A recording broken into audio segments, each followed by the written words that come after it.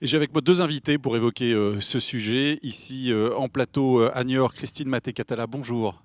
Bonjour. Bienvenue à vous. Vous êtes directeur général adjointe en charge de la relation sociétaire à la Maïf. Bonjour à vous. Et puis en duplex, Li Kai est avec nous. Bonjour Li, est-ce que vous êtes bien là? Oui, Vous êtes bonjour à bien là, tous. bonjour. Vous êtes la cofondatrice de Liane, une société qui analyse l'ensemble des contrats d'assurance du foyer ou qui identifie. On va voir ça dans un instant parce que ça a un peu bougé. D'ailleurs, on commence par vous, si vous voulez bien. Liane, effectivement, évolue, hein. Racontez-nous ce qu'il était et ce qu'il va devenir ou ce qu'il commence à être. Oui, alors bonjour à tous. Donc moi c'est Likai, cofondatrice de Liane. En fait, Liane aujourd'hui c'est la start-up qui aide les assurés particuliers à récupérer les indemnités auxquelles ils ont droit après un sinistre. En fait, on était parti d'un constat assez simple, c'est que aujourd'hui tout le monde s'assure, mais personne ne maîtrise vraiment le contenu de ces contrats. Et dans les faits, on ne s'y intéresse réellement qu'au moment du sinistre et c'est parfois la mauvaise surprise.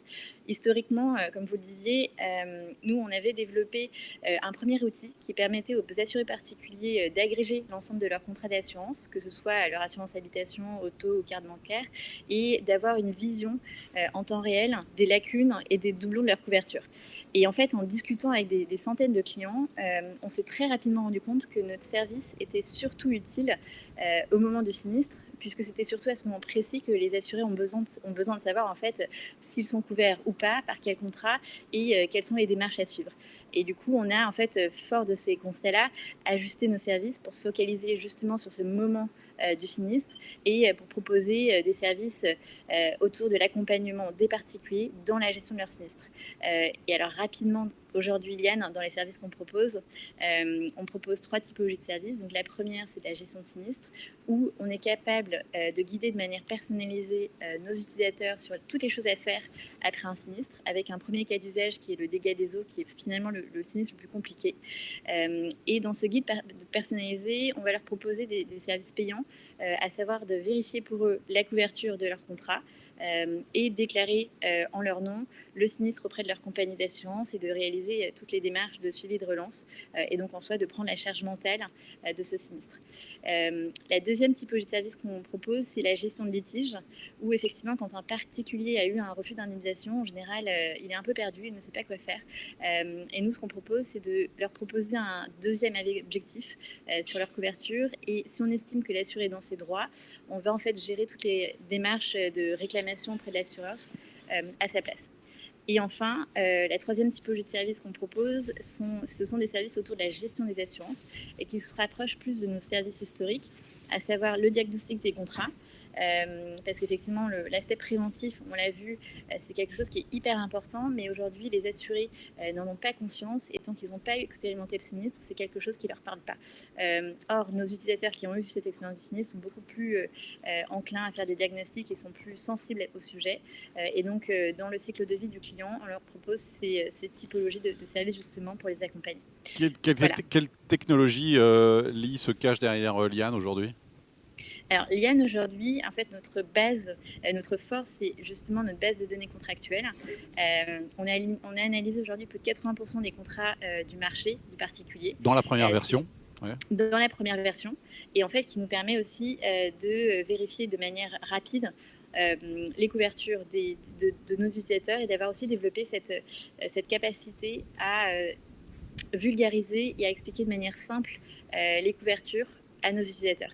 Et ça, c'est quelque chose qu'on remarque, c'est qu'aujourd'hui, effectivement, les assureurs n'ont pas forcément cette capacité à expliquer simplement et à apaiser les assurés, notamment aussi, au moment de sinistre.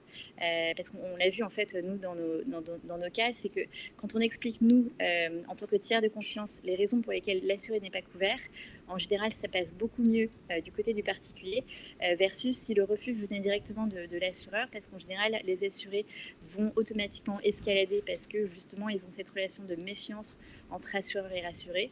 Et le fait que le refus vienne d'un tiers de confiance, on a remarqué que ça passait beaucoup mieux parce qu'on arrivait à leur expliquer justement pourquoi. Bon, alors la Maïf, je ne sais pas s'il y a de la méfiance. En tout cas, vous êtes plutôt reconnu pour l'excellence de votre relation avec les sociétaires à la Maïf. Je ne dis pas ça parce que vous êtes là, mais ça se dit en tout cas. Vous avez combien de sociétaires d'abord à la Maïf aujourd'hui, Christine? Alors aujourd'hui, on a 3,5 millions. 3,5 millions. Sociétaires, donc foyer. Donc vous foyer. multipliez par le nombre de personnes. D'accord. Ça en fait quelques-uns. Ça se base sur quoi finalement la réussite de la relation client? Il y a de la transparence, de la confiance, c'est ce qu'on a entendu un peu dans ce que disait Lee. Et pour vous, il n'y a pas que Alors, ça? pour nous, il y a tout un tas d'ingrédients. Moi, je dirais que forcément, il y a des ingrédients. Moi, j'aime bien prendre les trois niveaux de la relation client et de la relation sociétaire. Le premier, c'est l'exécution. Il ne faut jamais l'oublier. Je crois que les start-upers l'ont bien en tête, hein. On l'a bien Et senti. comme c'est la French AssureTech, il faut le citer. L'accessibilité, c'est l'exécution. Si vous n'êtes pas accessible, vous êtes de toute façon disqualifié. Pour la Maïf, le second étage, c'est le lien. Nous sommes une mutuelle affinitaire. Donc, dans cet étage-là, je dirais, c'est là que se crée la relation de confiance, de connivence, etc. Et le dernier étage, c'est l'étage de l'émotion. C'est là où on garde une trace mémorielle. C'est l'étage de l'expérientiel. Pour des start-upers aussi, c'est quelque chose de très important, l'UX. C'est là où se loge la fidélisation. Quelques critères et quelques ingrédients qui vont faire, je pense, la différence. Ce qu'on entend quand même dans ce que disait Lika, c'est quand même qu'il y a une méfiance a priori du client ou des sociétaires pour leur assurance. C'est étonnant, c'est pas votre vision, j'imagine en tout cas. Parce que eux profitent finalement de cette a priori méfiance. Alors, pour ce qui est de la Maïf, c'est peut-être un petit peu particulier. Je vais prendre le récit Maïf. Nous, on est nés des sociétaires Maïf. En fait, on est une petite start-up de 1934 qui a été créée par des instituteurs pour des instituteurs. Donc, ce modèle-là, qui est assez simple, qui est basé sur un triptyque, satisfaction, fidélisation, recommandation, c'est un modèle de connivence, de confiance réciproque, où on a le taux d'attrition le plus faible du marché. Donc oui, je pense que là, il y a une différence et elle est intéressante. Likaï, tout à l'heure, Christine parlait de l'émotion. Est-ce que vous arrivez à en apporter chez Liane de l'émotion en étant une InsurTech? Alors, nous, de l'émotion, alors aujourd'hui, comme on est dans une phase assez early, on passe beaucoup de temps avec nos clients et on se rend compte effectivement que l'aspect humain, notamment sur ce moment clé du sinistre, c'est quelque chose qui est clé et qu'il y a des choses dans la relation client qu'on ne peut pas 100% automatiser ou digitaliser. Et sur le sinistre, c'est quelque chose où la personnalisation et effectivement l'émotion est importante. Et ça, effectivement, on l'a remarqué. Comment vous la proposez, vous, justement? C'est-à-dire qu'à un moment donné, il y a quand même un contact humain chez Liane? Alors, effectivement, nous, on a deux avantages. C'est la rapidité dans les réponses de nos utilisateurs. Et la deuxième option, c'est aussi s'ils ont envie de parler avec un expert au téléphone, ils ont toujours cette possibilité d'appeler un expert dédié ou alors de chatter avec cette personne-là. Mais on laisse le choix à la personne parce qu'effectivement, en fonction des profils d'utilisateurs, les manières sont assez différentes. Donc, on propose cette option.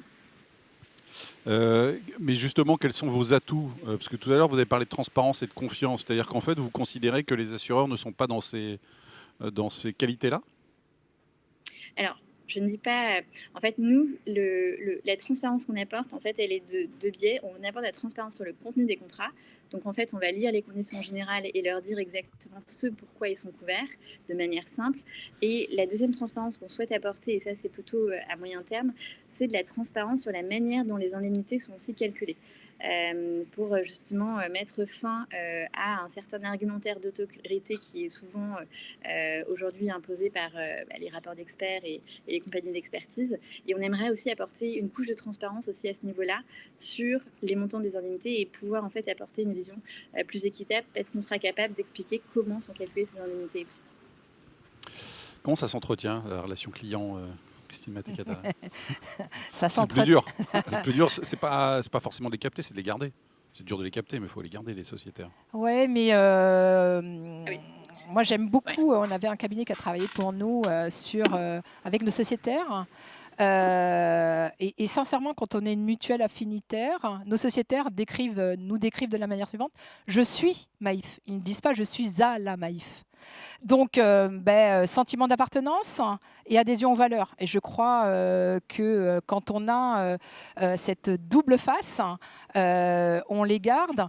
Ce qui fonde aussi notre excellence client, puisqu'on a eu 17 années consécutives le prix de la relation client, c'est la relation que l'on a au quotidien. Et nous, on a un terme où on dit chaque acte compte, c'est-à-dire au quotidien, et c'est dans notre raison d'être, d'avoir une attention sincère. Et l'attention sincère, elle s'entretient au quotidien. C'est fait de tout petits riens, c'est-à-dire que les conseillers Maïf, par exemple, n'ont pas de script. On ne peut pas être sincère si on n'écoute pas, si on lit quelque chose. On ne peut pas, et voilà, et on ne peut pas être sincère si on n'essaye pas de trouver des solutions individuelles, plus que personnalisées. On ne peut pas être sincère si on n'a pas une relation aussi en interne avec ses salariés qui est particulière. On ne peut pas être sincère. Voilà. Donc on le décline. C'est fait d'un... Oui, c'est une recette...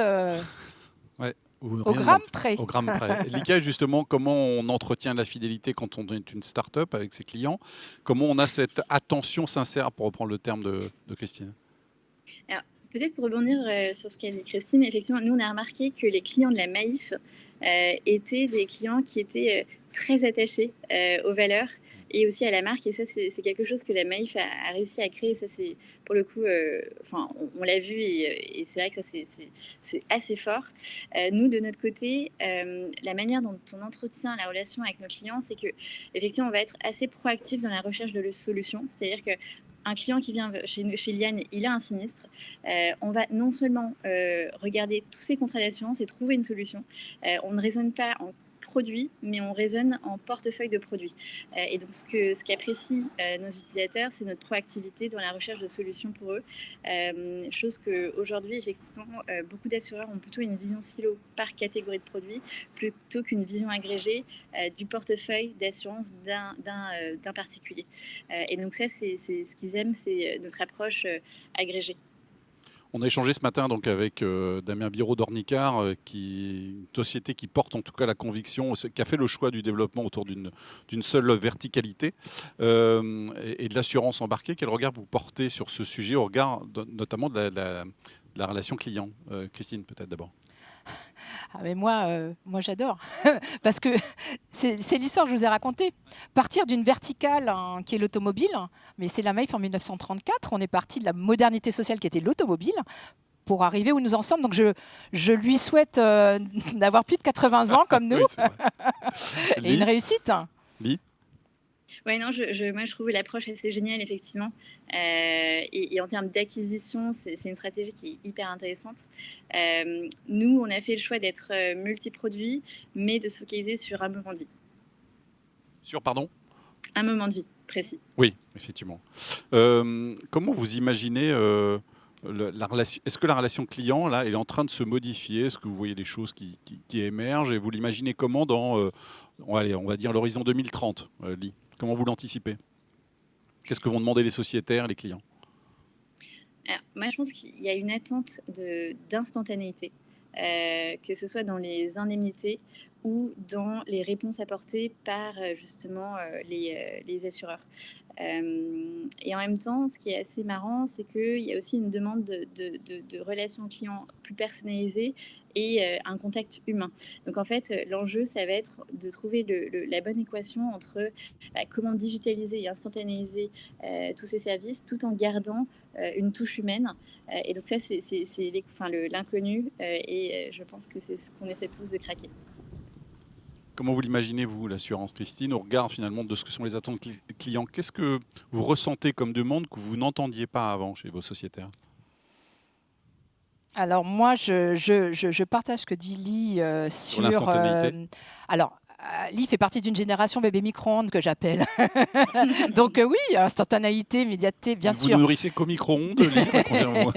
Bien sûr, presque. bien sûr. Mais je crois que les nouvelles attentes, elles sont sur l'équilibre entre l'humain et le digital. Et il faudra vraiment trouver les bons moments de vie, Lee en parlait, les bons points de contact, où mettre l'humain et où mettre le digital. Ça, c'est un premier point. Par contre, moi, si je me projette aujourd'hui et demain, J'aime beaucoup le terme qu'emploie les Suédois, qui s'appelle le Kopskam. C'est l'achat coupable. C'est pas un meuble Ikea. Oui, c'est quoi l'achat coupable? Et je pense que c'est ce à quoi il faut que nous songions. Les consommateurs d'aujourd'hui et de demain vont acheter une assurance, non pas parce que c'est qu'une assurance, mais ils vont regarder qui leur vend cette assurance, la place de cet acteur dans la cité, ce qu'il fait de bien ou de moins bien. C'est ce qu'on appelle l'achat coupable, c'est-à-dire ou culpabilisé. Si j'achète plus juste un produit, j'achète la marque avec ce produit-là et je regarde ce que fait la marque, sa tenue, sa posture et je pense que c'est l'enjeu de demain pour beaucoup de marques. Vous vous êtes lancé justement dans cette démarche d'entreprise à mission. C'est un peu le sens de ce que vous venez de nous dire, c'est-à-dire avoir des preuves. Tout à fait. Ouais. Tout à fait. Et comment on fait quand on est une start-up pour prouver ça, pour avoir une démarche RSE? C'est possible ça pour une start-up comme vous, chez Liane?